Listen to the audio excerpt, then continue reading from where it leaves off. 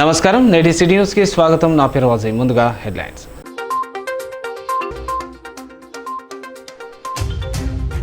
Lakshmipeta junior civil court ఆవరణలో హరితహారం. ప్రతి ఒక్కరూ బాధ్యతగా మొక్కలు నాటి సంరక్షించాలన్న న్యాయమూర్తి అర్పిత.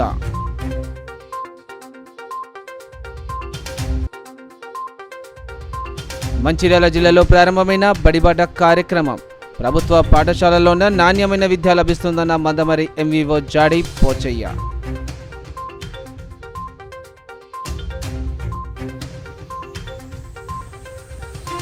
ఈ నెల 9న గ్రూప్ 1 ప్రిలిమినరీ రాత పరీక్షలు. మెదక్ ప్రభుత్వ డిగ్రీ కళాశాలలో టీజీపీజీఎస్ బోర్డు నియమాలపై అవగాహన.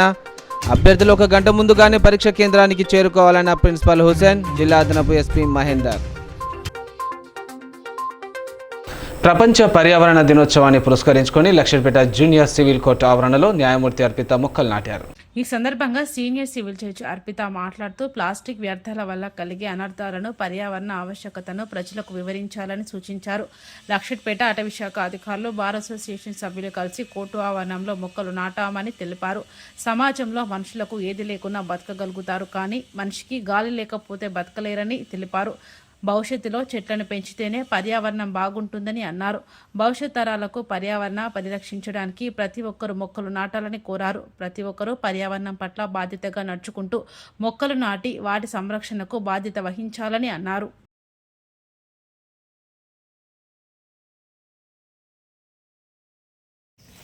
అందరికీ ఫస్ట్ హ్యాపీ ఎన్విరాన్మెంట్ డే అండి. సో ఎన్విరాన్మెంట్ డే భాగంగా ఈరోజు with assistance of deputy range officer Azhar గారు, మా బార్ ప్రెసిడెంట్ గారు, ఇక్కడ సీనియర్ అడ్వకేట్స్ రాజేశ్వర్ గారు, మిగతా అందరు అడ్వకేట్స్ స్టాఫ్తో మేము ఒక 11-12 శాంప్లింగ్స్ ప్లాన్ చేసామండి. మేము ఒకటే చెప్తామండి, మనుషులకు ఏది లేకపోయినా బతకలేరు, కానీ గాలి లేకపోతే మాత్రం బతకలేరండి. మన జనరేషన్కి ప్రాపర్టీలు, ఆస్తులు, బంగారం కాదండి ఇవ్వాల్సింది, మంచి పొల్యూషన్ లేని ఒక ఎన్విరాన్మెంట్ ఇవ్వాలి. ఎందుకంటే ఏదన్నా లేకుండా బ్రతకగలుగుతారు, కానీ గాలి లేకపోతే బ్రతకలేరు. సో మనం చెట్లను కాపాడకపోతే రేపు మన పిల్లల ఉనికిని శాసిస్తుందండి. సో దయచేసి ప్రతి ఒక్కరూ చెట్లను కాపాడండి, లేకపోతే మన ఉనికి వ్యానిష్ అయిపోతుంది రాను. కాబట్టి అందరికీ happy environment day. Please protect. పర్యావరణ దినోత్సవం సందర్భంగా మొక్కలు నాటడం జరిగింది. అయితే ముఖ్యంగా ఈ వేడి చూస్తుంటే మనకు అర్థమవుతుంది మొక్కల అవసరం ఎంత ఉంటుంది అనేది మనకు అర్థమవుతున్నది. తర్వాత వింటున్నాం, మనం 52 డిగ్రీలు దాటిపోతున్న పరిస్థితులు కూడా మనం చూస్తున్నాం. ఈ వేడి అంత కారణం ఏంటంటే చెట్లు తగ్గిపోవడం, తర్వాత ఈ పర్యావరణ సమతుల్యత తగ్గిపోవడం ద్వారానే జరుగుతుంది. అందులో భాగంగానే ప్రభుత్వం అయితే పథకాలు చేస్తున్నారు, మొక్కలు నాటిస్తున్నారు, కానీ మరి అడవులలో ఉన్న చెట్లు మాత్రం బాగా పలచగా అయిపోతున్నాయి. ఉన్న అక్కడ కూడా నేచురల్ ఫారెస్ట్ కానీ మిగతా పాత చెట్లను అసలు కొట్టకుండా ఉంచే ప్రయత్నం చేయాలి. కొత్త చెట్టు, ఒక చెట్టు పెడితే అది పెరగాలంటే దగ్గర 10 ఏళ్ళు 20 ఏళ్ళు. అట్లా కాకుండా మనం 100 సంవత్సరాలు 200 సంవత్సరాల కింద చెట్లను కూడా ఇష్టం వచ్చినట్టు కొట్టేసి వాళ్ళ ఇన్ఫ్రాస్ట్రక్చర్, రోడ్ల నిర్మాణంలో అక్కడ ఎక్కడ చూసినా కూడా ఒక రకంగా విధ్వంసం చేసుకుంటూ ఇంకో రకంగా పెంచుకుంటూ పోయే ప్రయత్నం చేస్తుంటాం మనం. ఇది సరిపోదు అని నా ఉద్దేశం. అందుకని మనం పాత పర్యావరణాన్ని కాపాడుకుంటూ కొత్తగా ఇంకా డెవలప్ చేసుకుంటూ పోవాలని చెప్పి అందులో భాగంగానే వాళ్ళ సబ్జడ్జి గారు, తర్వాత ఈ ఫారెస్ట్ లక్ష్మీపేట డిపార్ట్మెంట్ ఆధ్వర్యం లోపల మా కోర్టు ఆవరణలో మాత్రం పచ్చటి వాతావరణం ఏర్పాటు చేయడానికి మొక్కలు నాటడం జరిగింది. ఇవన్నింటినీ మంచిగా పెంచుకునే బాధ్యతను కూడా అందరం తీసుకోవాలని కోరుతూ నందు ప్రపంచ పర్యావరణ దినోత్సవ పురస్కరించుకొని మేజిస్ట్రేట్ మేడం గారి ఆధ్వర్యంలో కోర్టు సిబ్బంది మరియు అందరి సమక్షంలో పర్యావరణ దినోత్సవాన్ని ఇక్కడ ఉత్సాహంగా జరుపుకోవడం జరిగింది. ఇక్కడ వివిధ రకాల మొక్కలు, పండ్ల మొక్కలను కోర్టు ఆవరణలో నాటడం జరిగింది. నేడు ప్రపంచ పర్యావరణ దినోత్సవంలో భాగంగా లక్ష్మీపేట కోర్టు ఆవరణంలో గౌరవనీయులు additional sub court senior civil judge గారు అర్పిత మారంరెడ్డి గారి ఆధ్వర్యంలో మరి ఈరోజు మొక్కలు నాటే కార్యక్రమం నిర్వహించడం జరిగింది. ఇందులో భాగంగా వారి ఆదేశానుసారం మరి ఇక్కడ మొక్కలను పరిరక్షించడమే కాకుండా మా న్యాయవాదులం కానీ ప్రజలైనా ఎవరైనా కానీ ఇంటింటికి మొక్కలు పెంచి పర్యావరణాన్ని పరిరక్షించాలని ఈ సందర్భంగా తెలియజేస్తూ మాకు సహకరించినటువంటి ఫారెస్ట్ సిబ్బందికి ప్రభుత్వ పాఠశాలలోనే నాణ్యమైన విద్య లభిస్తుందని మందమరి మండల విద్యాధికారి జాడి పోచయ్య, కేతన్పల్లి మున్సిపల్ కమిషనర్ మురళి తెలిపారు. రాష్ట్ర ప్రభుత్వం ప్రతిష్టాత్మకంగా చేపట్టిన ప్రొఫెసర్ జయశంకర్ బడిబాట కార్యక్రమంలో భాగంగా పట్టణంలో ర్యాలీ నిర్వహించి ప్రజలకు ప్రభుత్వ పాఠశాలపై అవగాహన కల్పించారు. ఈ సందర్భంగా వారు మాట్లాడుతూ పిల్లలందరినీ బడిలో చేర్పించాలని కోరారు. ప్రభుత్వ పాఠశాలలో విద్యార్థుల సౌకర్యార్థం మౌలిక సదుపాయాలను కల్పించడం జరుగుతుందని, ఎక్కువ మంది విద్యార్థులు ప్రభుత్వ పాఠశాలలో విద్యను అభ్యసించే విధంగా తల్లిదండ్రులు సహకరించాలని కోరారు. అలాగే మున్సిపల్ అధికారులు, ప్రభుత్వ ఉపాధ్యాయులు విద్యార్థుల తల్లిదండ్రులకు అన్ని విధాలుగా అవగాహన కల్పించి ప్రభుత్వ పాఠశాలలో చేరే విధంగా కృషి చేయాలని సూచించారు.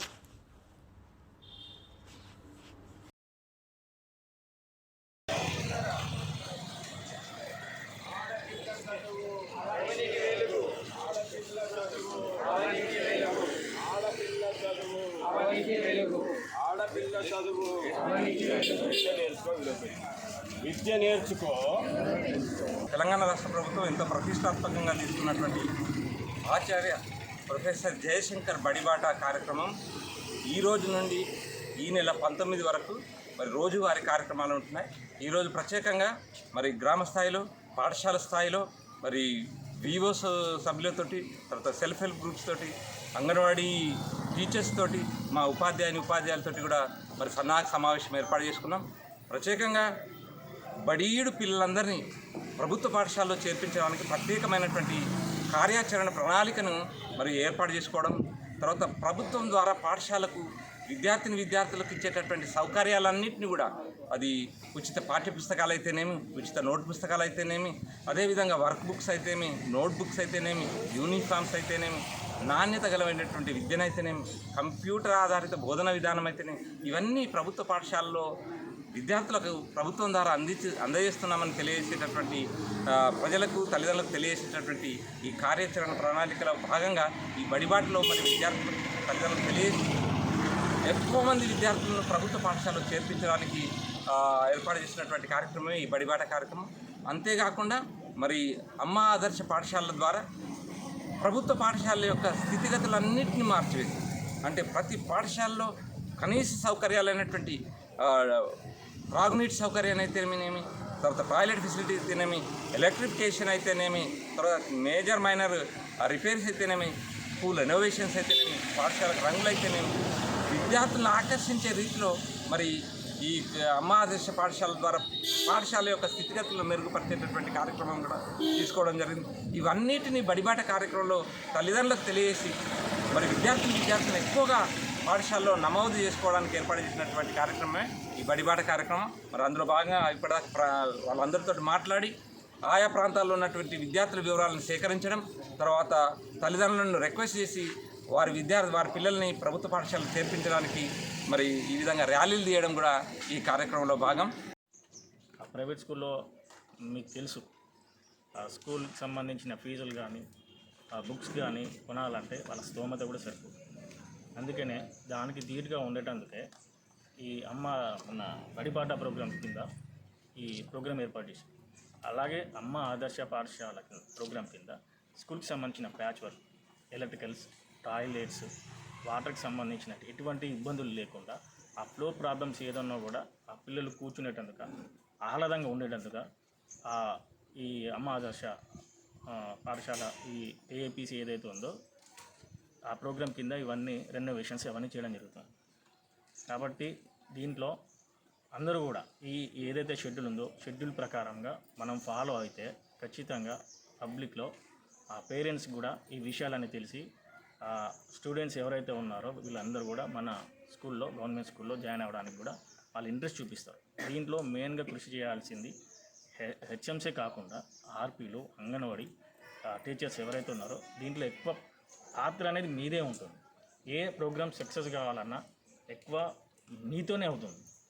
కాబట్టి మీరందరూ కూడా మనం చేసే ర్యాలీ కావచ్చు, డోర్ టు డోర్ పోవడం కావచ్చు, ఇవన్నీ కూడా సక్సెస్ఫుల్గా చేయాలి. నేను మీ దగ్గర నుంచి కోరుకునేది అదే, మన కేతన్పల్లి మున్సిపాలిటీ ఏదైతే ఉందో ప్రతి వర్క్లో కూడా మనం నెంబర్ 1గా ఉండాలని మనస్ఫూర్తిగా కోరుకుంటూ మీరు సహకరిస్తారని ఆశిస్తున్నాం.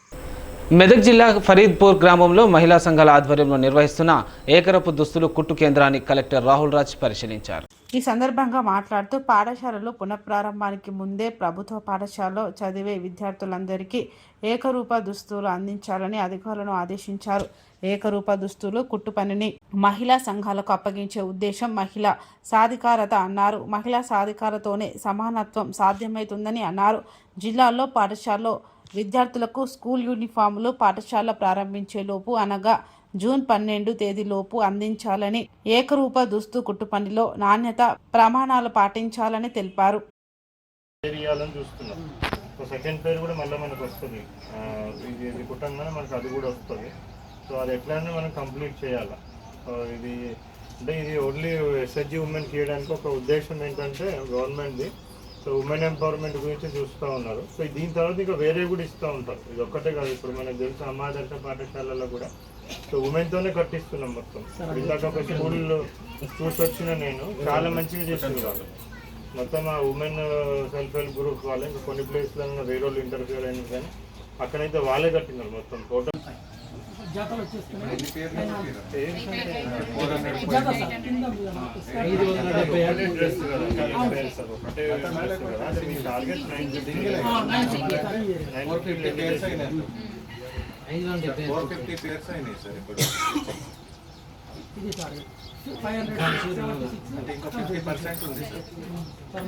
ఎన్నికల కోడ్ ముగియడంతో తమకు సింగరేణి యాజమాన్యం వెంటనే గుర్తింపు పత్రం అందజేయాలని సింగరేణి కాంగ్రెస్ వర్కర్స్ యూనియన్ అధ్యక్షుడు వాసిరెడ్డి సీతారామయ్య డిమాండ్ చేశారు. మందమరి ఏరియా కాశీపేట 1వ గనిపై ఏర్పాటు చేసిన సమావేశంలో ఆయన మాట్లాడుతూ సింగరేణిలో గుర్తింపు సంఘం ఎన్నికలు జరిగి 6 నెలలు అవుతున్న ఎన్నికల కోడ్ పేరుతో యాజమాన్యం గుర్తింపు పత్రం ఇవ్వడంలో జాప్యం చేసిందని, వెంటనే తమకు గుర్తింపు పత్రం అందజేయాలని అన్నారు.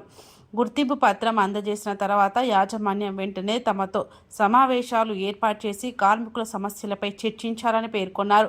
గతంలోని కార్మికుల పిల్లలకు ఉద్యోగాల వయసు విషయంలో పెంపు కోసం యాజమాన్యం అంగీకరించిందని, దానిని అమలు చేయడానికి కృషి చేస్తామని అన్నారు. కాంగ్రెస్ ప్రభుత్వం సింగరేణి కార్మికులకు ఇచ్చిన హామీలన్నీ అమలు చేయాలని ఆయన డిమాండ్ చేశారు. కాంట్రాక్ట్ కార్మికులకు కనీస వేతనాలు అమలు చేయాలని అన్నారు. ఈ సందర్భంగా పలువురు కార్మికులు సీతారామయ్య సమక్షంలో ఏఐటీయూసీలో చేరారు. సింగరేణిలో కార్మిక సంఘాల ఎన్నికలు జరిగి సుమారు 5 నెలలు దాటిపోయినప్పటికి కూడా సింగరేణి యాజమాన్యం ఎన్నికల కోడ్ ఉందని ఆపుకుంటూ వచ్చారు. ఇవాళ 6వ తారీఖుతోటి ఎన్నికల కోడ్ అయిపోతుంది. కాబట్టి వెంటనే గుర్తింపు కార్మిక సంఘం పత్రం ఇవ్వాలి. అట్లనే అన్ని మీటింగులు, structured meeting, JCC meeting, 6 men committee meeting, అన్ని మీటింగులు కూడా ఏర్పాటు చేయాలి. పెండింగ్ ఉన్న కార్మికుల సమస్యలు వెంటనే పరిష్కరించాలని మేము ఏఐటీసీగా డిమాండ్ చేస్తూ ఉన్నాం. ముఖ్యంగా కార్మికుల పిల్లల వయసు 35 సంవత్సరాలు దాటిన వాళ్ళకి గత ప్రభుత్వం ఏదైతే ఇస్తా ఉన్నదో అది 6 సంవత్సరాలు అమలు కాలేదు. ఇప్పుడు సింగరేణి యాజమాన్యం ఒప్పుకున్నది. దాన్ని రేపు స్ట్రక్చర్డ్ మీటింగులో ఒప్పించి వెంటనే అది అమల్లోకి వచ్చేట్టుగా చేయడానికి ఏఐటీసీ కృషి చేస్తుంది. అట్లనే ఈ ప్రభుత్వం ఏదైతే ఎన్నికల సందర్భంలో మొన్న పార్లమెంట్ ఎన్నికల సందర్భంలో కార్మికులకు హామీ ఇచ్చారో, ముఖ్యంగా ఇన్కమ్ ట్యాక్స్ ఆఫీసర్లకు ఎట్టయితే కట్టిస్తున్నారో అట్లా సింగరేణి కార్మికులకు కూడా ఇవ్వాలని, అదేవిధంగా సింగరేణి కార్మికులకు సొంత ఇంటి పథకానికి 250 గజాల స్థలం ఇచ్చి ఒక 15-20 లక్షల వడ్డీ లేని రుణం ఇవ్వాలని ఇది అంగీకరించారు. దాన్ని వెంటనే సింగరేణి సిఎండి మేము మాట్లాడినప్పుడు గవర్నమెంట్ నుంచి వస్తే అమలు చేస్తామని ఒప్పుకున్నారు. కాబట్టి వెంటనే గవర్నమెంట్ దాన్ని అమలు చేసే సర్క్యులర్ ఇవ్వాలని మేము కోరుతా ఉన్నాం. అట్లనే మినిమం వేజెస్ కాంట్రాక్ట్ కార్మికులకి గత ప్రభుత్వం 10 సంవత్సరాలు కూడా మినిమం వేజెస్ పెంచలేదు. జీవో నెంబర్ 22 ఇచ్చారు, కానీ దాన్ని అమలు పరచలేదు. మరి ఈ ప్రభుత్వం అయినా ఆ మినిమం వేజెస్ పెంచి ఆ జీవో నెంబర్ 22ని యథావిధిగా అమలు పరచాలని మేము ఏఐటీసీగా డిమాండ్ చేస్తాం. సింగరేణిలో గత సంవత్సరం సుమారు 70 మిలియన్ టన్నుల బొగ్గు తీశాం. 2,000 కోట్ల రూపాయల పైన లాభం వచ్చినట్టుగా తెలుస్తూ ఉంది. ఈ లెక్కలు వెంటనే కంప్లీట్ చేసి లాభాలు ప్రకటిస్తే ముఖ్యమంత్రిని కలిసి గతంలో 32% ఉండే దాన్ని ఇంకో 3% పెంచి 30 చేయమని అడుగుతాం. కార్మికులకి లాభాల వాటా ఈసారి జూన్ జూలై నెలల్లోనే ఇవ్వాలని మేము ఏఐటీసీగా డిమాండ్ చేస్తాం. అట్లనే మెడికల్ బోర్డు గత 3 నెలలుగా ఎన్నికల కోడ్ ఉందని ఆపేశారు. ఎన్నికల కోడ్ అయిపోయింది. వెంటనే మెడికల్ బోర్డు జరపాలి. ఆ మెడికల్ బోర్డులో కూడా అవకతవకలు లేకుండా అందరికీ ఇచ్చే విధంగా చేయాలని మేము ఏఐటీసీగా డిమాండ్ చేస్తాం. సమస్యలు పెండింగ్ పెట్టి ఇబ్బంది పెడితే అవసరం సమ్మె కూడా తప్పదనేదిగా మీ విధంగా తెలియజేస్తున్నాం. కాబట్టి ఇప్పటికైనా యాజమాన్యం తమ ప్రభుత్వాలను తమ విధానాలను మార్కొని కార్మిక వర్గానికి చేయవలసిన సేవలు చేయాల్సిందే మనం చేస్తున్నాం. అదేవిధంగా ఈ మైన్లో మనకు రెస్టాల్ లేదు. రెస్టాల్ కోసం మనం మాట్లాడినాం. లాకర్లు ఇస్తామన్నారు, పెట్టెల వల్ల కొట్టి తాళాలు మన సెల్లులు పోతున్నాయి. దాని మీద స్పందన లేదు. రోడ్డు విషయం మనం చూస్తున్నాం, రోడ్డు అధ్వానంగా ఉన్నది.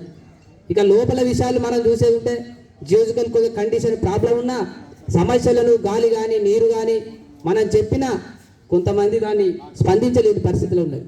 మేము కూడా చెప్తున్నాం, మేము ఏ అధికారికి వ్యతిరేకం కాదు. అధికారులారా మీరు కూడా వినండి. మమ్మల్ని కార్మిక వర్గం ఈ సమస్యలను పరిష్కరించాలని గుర్తింపు సంఘంగా మాకు ఏదైతే ఇచ్చిర్రో మీరు కూడా దాని ఒకసారి అర్థం చేసుకోరు. ఏ నాయకుడు మీతో అనవసరమైన ఆ లొల్లి పెట్టుకోలేడు, అనవసరమైన ఆర్గ్యుమెంట్ చేయలేడు.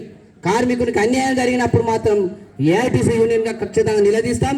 ఆ సమస్యలు పరిష్కరించడం కోసం తప్పకుండా మా వంతు కృషి చేస్తామని తెలియజేస్తున్నాం.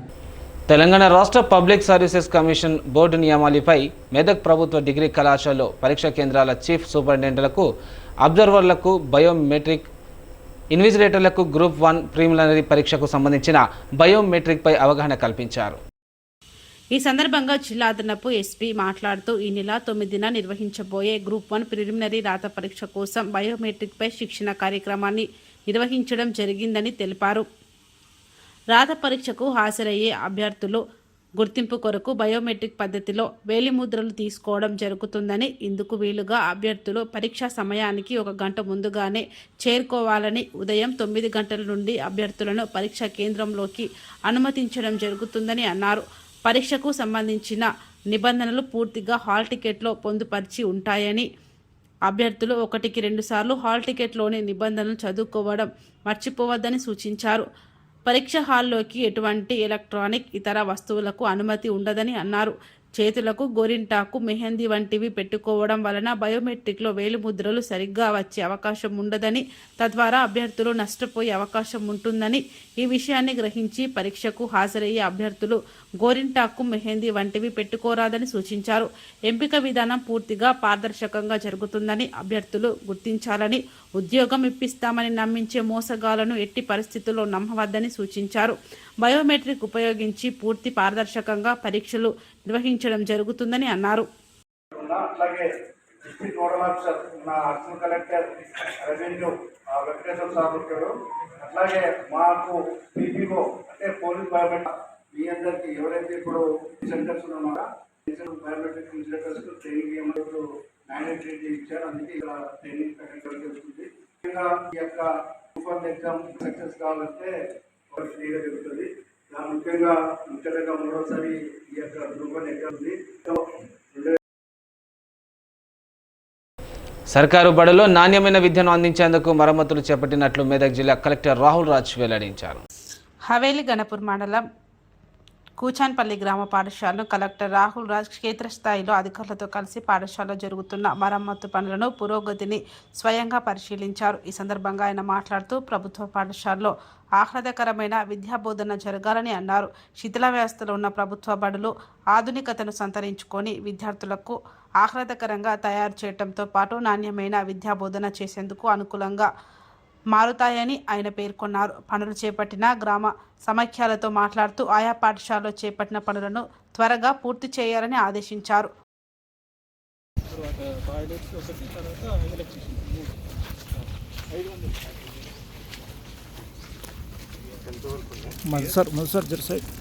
ఇంతకుముందు లేకుండా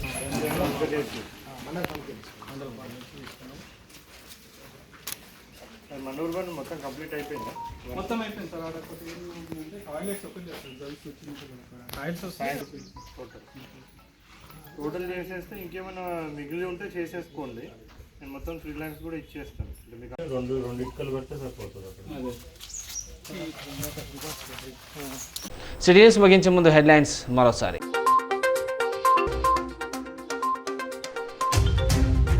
లక్ష్మీపేట జూనియర్ సివిల్ కోర్టు ఆవరణలో హరితహారం. ప్రతి ఒక్కరూ బాధ్యతగా మొక్కలు నాటి సంరక్షించాలన్న న్యాయమూర్తి అర్పిత.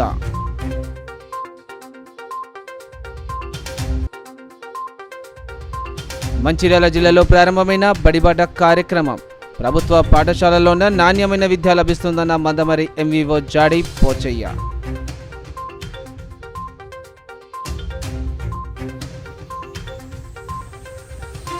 ఈ నెల 9న గ్రూప్ 1 ప్రిలిమరీ రాత పరీక్షలు. మెదక్ ప్రభుత్వ డిగ్రీ కళాశాలలో టీజీపీజీఎస్ బోర్డు నియమాలపై అవగాహన. అభ్యర్థులు 1 గంట ముందుగానే పరీక్ష కేంద్రానికి చేరుకోవాలన్న ప్రిన్సిపల్ హుసేన్, జిల్లా అదనపు ఎస్పీ మహేందర్. నేటి న్యూస్ ఇంతతో సమాప్తం. తిరిగి ప్రసారం సిటీ న్యూస్తో మళ్ళీ కలుసుకుందాం. అంతవరకు సెలవు. నమస్కారం.